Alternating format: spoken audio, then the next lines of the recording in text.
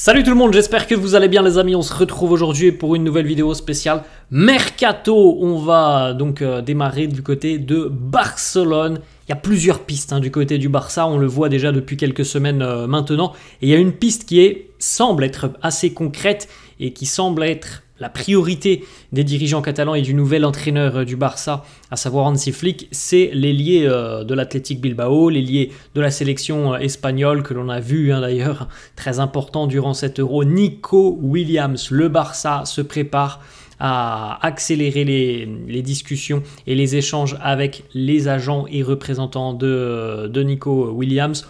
On est en train d'essayer de tomber d'accord sur tout ce qui va concerner évidemment le salaire du joueur. Je pense que c'est pas ça le plus compliqué pour le Barça, on l'a déjà dit les amis. Le plus compliqué, ça semble tout de même de convaincre et de tomber d'accord avec l'Athletic Bilbao. Il est considéré comme l'une des cibles prioritaires du mercato estival barcelonais, Nico Williams. Il est évident que de par ses qualités, ça serait, je pense, une très belle recrue pour le Barça. Maintenant, le Barça n'est pas seul sur le dossier. Il y a des clubs anglais qui sont intéressés, qui ont beaucoup plus de moyens que le Barça. Mais c'est peut-être aussi un facteur important pour le Barça, c'est que le joueur visiblement souhaiterait rester en Liga. Il est très bien du côté de l'Athletic Bilbao, mais s'il doit partir, il priorise quand même le championnat espagnol. Donc c'est quand même plutôt une bonne nouvelle ça pour le Barça, même s'il y a l'intérêt de gros clubs anglais. On continue les amis, on va du côté de la Ligue 1 dans le nord de la France, à Lille. Bon, il va pas faire un long déplacement puisque Branco van den Boomen, que l'on connaît bien en Ligue 1, que l'on a bien connu du côté de Toulouse, va quitter l'Ajax Amsterdam pour s'engager du côté de Lille. Donc c'est pas très loin les Pays-Bas et Lille. Un accord a été trouvé avec l'Ajax. On parle de 4 à 5 millions d'euros. On parle d'un joueur qui, notamment, on s'en souvient, en Ligue 2 avec Toulouse avait été exceptionnel. Je crois qu'il avait d'ailleurs battu un record, si je ne me trompe pas, du nombre de passes décisives sur une saison de Ligue 2. Je crois que c'était 21 passes décisives pour Van den Boomen en Ligue 2. Et il avait marqué une dizaine de buts aussi, me semble-t-il, en Ligue 2. Je ne sais pas s'il n'avait pas d'ailleurs été élu meilleur joueur de Ligue 2. C'était il y a déjà 3-4 ans, je pense. Il y a 3 ans, je crois, avec le Toulouse Football Club. Il avait passé une saison en Ligue 1, donc il avait marqué aussi un petit peu, bon, moins qu'en Ligue 2. Il avait aussi délivré des passes décisives. Il y avait des pistes en Ligue 1, mais il avait choisi donc de retourner au pays du côté de l'Ajax. C'est pas très bien passé. C'est un peu le même cas que Miko Tadze. Ça s'est pas bien passé du côté de l'Ajax. Avec un faible temps de jeu. Il va donc déjà quitter les Pays-Bas pour retourner du côté de la Ligue 1 chez une équipe ambitieuse, chez une équipe joueuse. Je pense que ça peut être une belle pioche pour le LOSC. On poursuit avec Manchester City qui va pousser dans les tout prochains jours pour aller chercher Dani Olmo. On sait que la clause libératoire de Dani Olmo, elle a été prolongée. Elle était valable normalement jusqu'à hier, donc lundi. Elle a été prolongée. Donc je crois que c'est 60 millions d'euros. On va voir un petit peu comment les choses vont avancer parce qu'il est évident aussi que l'euro qu'il a fait, ça met en valeur encore une fois le joueur. Ça attire les convoitises des plus grands clubs. Le Barça est intéressé. Financièrement, ça semble compliqué, comme on l'a déjà dit, d'aller chercher et Nico Williams et Dani Olmo. Manchester City, c'est une équipe évidemment qui, de par son système, de par son entraîneur, pourrait correspondre parfaitement à Dani Olmo. Je pense aussi que lui, évidemment, n'est pas insensible à l'intérêt des Citizens. Il a quand même beaucoup progressé avec son passage du côté de Leipzig. C'est une révélation aussi de cet Euro en match international. Ça a été quand même une belle révélation cette année, Dani Olmo. Donc il est peut-être prêt pour le grand saut vers une équipe un petit peu plus huppée que le RB, qui est une bonne équipe, mais qui évidemment n'a pas forcément la vocation à remporter par exemple la Ligue des Champions comme Manchester City peut avoir cette vocation. On enchaîne, on va du côté de Marseille. Il y a un accord de principe dans le secteur offensif entre le Sud-Coréen Hwang Hee-chan et l'Olympique de Marseille.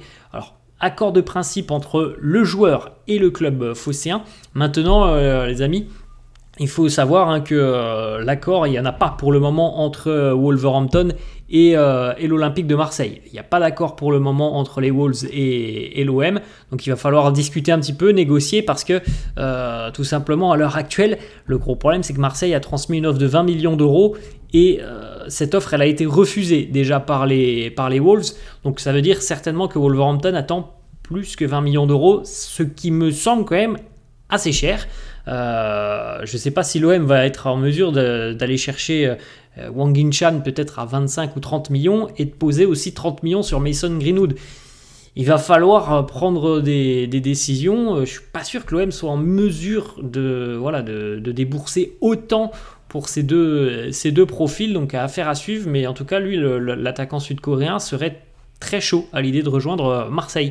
On enchaîne les amis et on va donc parler de cette information qui concerne Georges Mikotadze, l'une des révélations aussi de l'Euro que l'on a vu avec la Géorgie. Georges Mikotadze qui devait s'engager du côté de l'AS Monaco. Tout était ficelé déjà depuis une petite dizaine de jours et tout a changé en l'espace de 24 heures.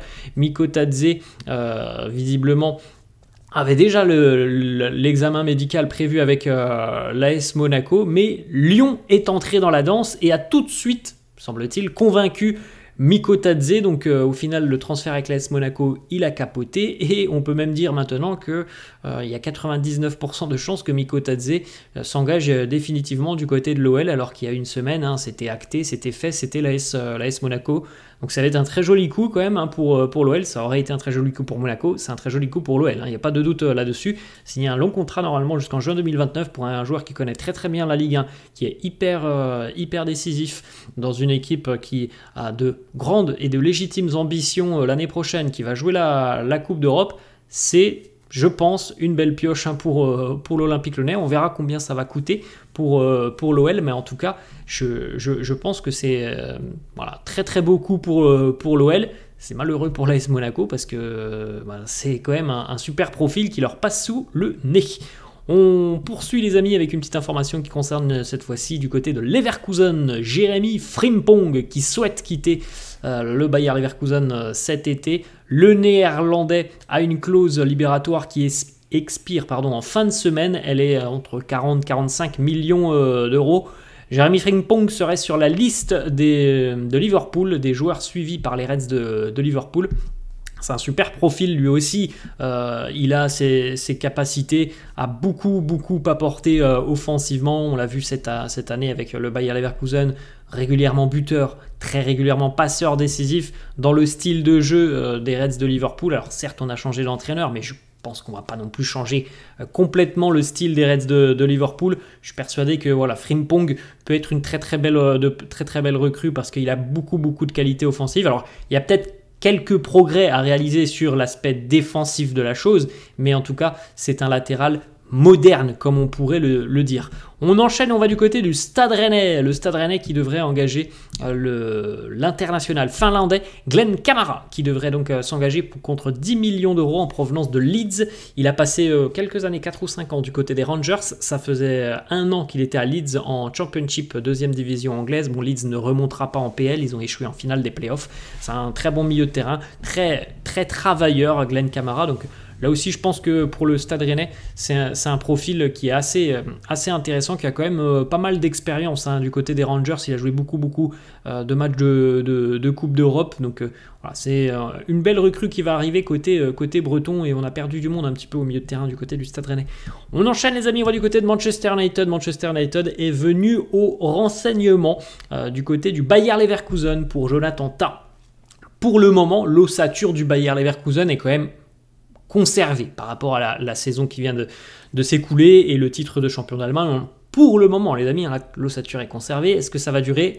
Ça, c'est la question que l'on peut se poser. Quand on voit Jonathan Tah, Jérémy Frimpong, par exemple, qui sont un petit peu visiblement en train de prendre la poudre d'escampette, on peut se dire que ça va évidemment impacter les performances de Leverkusen la saison prochaine. Bon, ça sera confirmé tout ça les amis, mais En tout cas, Manchester United est très très intéressé. Il y a déjà eu des discussions depuis quelques jours, mais le gros problème c'est encore le prix qui serait demandé par le Bayer Leverkusen. Et puis on rappelle aussi que le Bayern Munich était intéressé par le joueur, mais que pour le moment il n'y a pas d'accord entre le Bayern et le Bayer pour Jonathan Tah. On enchaîne les amis avec une autre information, lui aussi c'est un joueur que l'on a vu très très décisif cette saison en Europe. Il fait partie d'ailleurs des meilleurs Africains de la saison en termes de productivité offensive. Je ne sais même pas si c'est pas lui le meilleur tout simplement. Pierre-Emerick Aubameyang, vous allez certainement me le donner en commentaire. Mais je crois que oui, en tout cas il fait partie des tout meilleurs cette saison. Auba qui a fait une saison exceptionnelle avec l'Olympique de Marseille, et bien il va déjà quitter l'OM après une saison. Il devrait s'engager du côté d'Al-Qadisiyah, donc évidemment le salaire est exceptionnel pour lui, mais du côté de Marseille on attend aussi une compensation financière qui soit à la hauteur des attentes de l'Olympique de Marseille, parce que c'est quand même une productivité exceptionnelle cette saison du côté de Marseille pour Aubameyang, avec plus de 30 buts inscrits. On rajoute à ça aussi quelques passes décisives, donc c'est quand même un gros atout qui pourrait quitter l'OM. Donc évidemment que l'OM attend quand même une bonne contrepartie financière pour pouvoir réinvestir peut-être sur Wang Hee-chan, peut-être sur Mason Greenwood, ça on le verra par la suite, mais en tout cas Aubameyang devrait donc s'engager du côté d'Al-Qadisiyah. On enchaîne les amis, on va du côté de l'Ajax Amsterdam. Bertrand Traoré fait son retour à l'Ajax, il signe un contrat de 2 ans. Alors franchement Bertrand Traoré ça a été quand même une belle promesse du foot, mais c'était 2017-2018, c'était ces années-là. Ça fait quand même 4-5 ans qu'il traverse le désert. On a l'impression qu'il n'y a aucune référence depuis quelques années pour Bertrand Traoré. Il enchaîne les clubs. Sans marquer d'une empreinte son passage dans tous ces clubs, l'Olympique Lyonnais notamment, on s'en souvient, Aston Villa, il est passé aussi par la Turquie, bref, voilà, on n'est pas, franchement on n'est pas... On sent pas qu'il laisse une trace partout où il passe, donc peut-être que revenir là où, on va dire, il a vraiment explosé, c'est peut-être une bonne idée pour lui, c'est tout ce qu'on lui souhaite. En tout cas, voilà, c'est quand même pour Bertrand Traoré assez décevant de voir que depuis qu'il a quitté l'Ajax, il n'a jamais tout simplement confirmé dans d'autres clubs.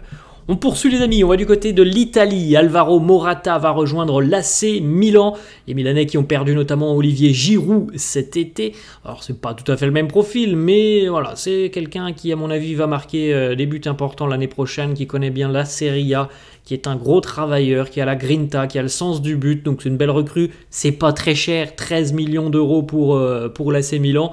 Il a déjà donné son accord. Il a vécu des moments plutôt compliqués sur la fin avec l'Atlético, donc voilà, je pense que c'est une bonne nouvelle pour lui d'aller retourner où c'est souvent plutôt bien senti du côté de l'Italie. On enchaîne les amis, on va rester en Italie du côté de la Roma.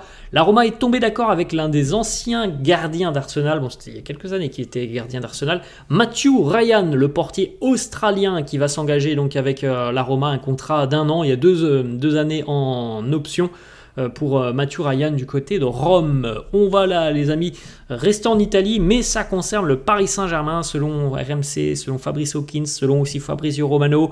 Le PSG est en train de revenir à la charge avec le Napoli pour Victor Osimhen. Paris va tenter de se renforcer avec un numéro 9 cet été. Bon, on peut discuter de ce qui s'est passé l'année dernière avec les Kolo Muani, les Gonzalo Ramos. Le PSG veut tout de même aller chercher un numéro 9 cet été. Il y a 1 ou 2 options. L'option la plus sérieuse à l'heure actuelle, là on est 16 juillet, c'est Victor Osimhen qui est une cible du Paris Saint-Germain. Le problème c'est que, évidemment, c'est le prix, évidemment, avec le Napoli, avec le président napolitain Aurelio De Laurentiis, on demande 130 millions d'euros. Ça refroidit un peu le PSG, qui a quand même posé déjà beaucoup d'argent l'année dernière en ce qui concerne les attaquants, qu'on a dit, Kolo Muani et Gonzalo Ramos. 130, c'est assez cher pour le PSG. Alors après, selon moi, Gonzalo Ramos et Randal Kolo Muani, Victor Osimhen, il est là, et Ramos et Kolo Muani, ils sont là. Donc voilà, il aurait peut-être mieux valu recruter plus intelligemment l'année dernière, mais Voilà, en tout cas, pour le moment, le PSG n'abdique pas et tente voilà, de continuer à discuter, de trouver peut-être un terrain d'entente avec le Napoli, même si franchement ça semble compliqué parce qu'on connaît un petit peu Aurelio De Laurentiis. C'est très rare de voir le président napolitain brader des joueurs, et encore moins un joueur qui a les qualités de Victor Osimhen.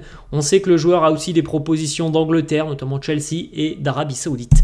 On enchaîne les amis, on va du côté du FC Séville. Il arrive, on en avait déjà parlé un petit peu, il arrive sous la forme d'un prêt. Saúl Ñíguez va donc continuer en Liga. Du côté du FC Séville, chez une équipe voilà, qui a besoin de ce profil de joueur. C'est plus tout à fait le même joueur qu'il y avait quelques années, Saúl Ñíguez, mais c'est encore un joueur qui, je pense, peut apporter. Séville a traversé quand même une saison assez difficile, délicate. Il a besoin aussi, lui, de trouver du temps de jeu, d'être régulier, d'avoir une certaine forme de stabilité. Je pense que ça sera plus simple pour lui du côté de Séville que du côté de l'Atlético Madrid, donc ça me semble être une bonne pioche pour les Sévillans. On va les amis du côté de l'Italie à Côme, Côme qui continue son joli mercato, hein, le promu de Serie A qui va vraisemblablement officiellement annoncer Raphaël Varane d'ici à quelques jours. Varane est conquis par le projet. On attend maintenant la signature officielle évidemment sur le contrat. On attend aussi les examens médicaux pour Raphaël Varane. On sait qu'il y a eu déjà quelques petits pépins physiques hein, sur les derniers mois avec Manchester United. Donc on attend tout ça. Mais normalement, hein, Varane devrait donc évoluer en Serie A l'année prochaine. Le champion du monde 2018 devrait donc côtoyer d'autres joueurs hein, que l'on a vu arriver du côté de Côme. Des joueurs assez expérimentés comme Belotti. Et ça ne sera pas le seul d'ailleurs. On va en reparler dans quelques instants. Il devrait y avoir deux autres arrivées du côté de Côme. Albert Sambi Lokonga rejoint Séville en prêt depuis Arsenal. Il était prêté cette saison du côté de Luton. Il a joué un petit peu, une option d'achat de 12 millions d'euros. Le salaire qui sera pris en partie par le FC Séville. Une clause peut-être de revente si toutefois la clause est levée l'année prochaine par Séville. Voilà, Séville qui a un petit peu de problèmes financiers, c'est pour ça qu'on voit donc le Conga arriver sous la forme d'un prêt, que l'on voit aussi Saúl arriver sous la forme d'un prêt. On poursuit les amis du côté de Liverpool. Liverpool qui a démarré les discussions avec Crystal Palace pour le défenseur international anglais Marc Guéhi, qui a d'ailleurs convaincu beaucoup hein, de spécialistes du foot anglais. Hein. Cette année a été une très très belle saison pour Marc Guéhi.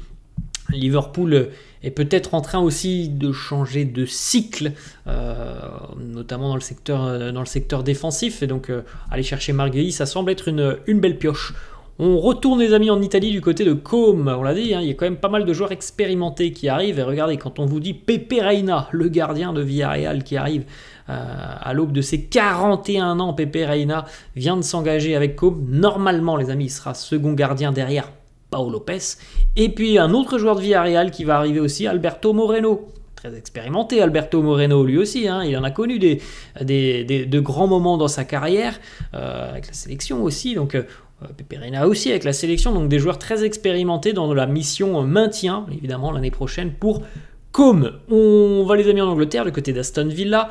C'est Aston Villa qui rafle donc la mise pour le milieu de terrain, le géant belge milieu de terrain Amadou Onana. On parle de plus de 50 millions d'euros pour Amadou Onana, contrat jusqu'en 2029 chez une équipe ambitieuse. Il quitte donc Everton. Il faut rappeler qu'il y avait Barça qui était intéressé, il y avait Arsenal qui était intéressé par Amadou Onana et c'est Villa qui a réussi à donc aller chercher Amadou Onana avec des qualités physiques extraordinaires et des qualités aussi balle au pied qui sont quand même plutôt bonnes hein, pour Amadou Onana qui connaît très très bien la Première Ligue, qui a un impact physique évidemment très important dans ce championnat. Donc là aussi pour Aston Villa c'est peut-être un joli coup. On va terminer les amis avec 2-3 petites informations, premièrement du côté de la Juve qui est très intéressée par Karim Adeyemi. Il y a des contacts avec le joueur. On continue de discuter. Dortmund serait ouvert à la vente de Karim Adeyemi. Reste à connaître le prix qui sera demandé par le Borussia Dortmund. Et on va terminer les amis avec une officialisation en ce qui concerne les entraîneurs. Laurent Blanc fait son arrivée du côté de l'Arabie Saoudite. Il arrive donc du côté d'Al Ittihad, le club de Karim Benzema, notamment de N'Golo Kanté. Il a un très joli salaire hein, du côté de Al Ittihad, et je crois que si Al Ittihad remporte le championnat, je crois que dans la clause, il a été... dans les clauses du contrat, il a été inclus 10 millions d'euros de primes si Al Ittihad remporte le championnat l'année prochaine. Donc voilà, un joli challenge pour Laurent Blanc. Voilà les amis, la fin de cette vidéo. J'espère que ça vous a plu. N'hésitez pas comme d'hab à lâcher un petit pouce bleu. N'hésitez pas un peu à vous abonner à la chaîne. Je vous laisse et je vous dis à la prochaine. Ciao!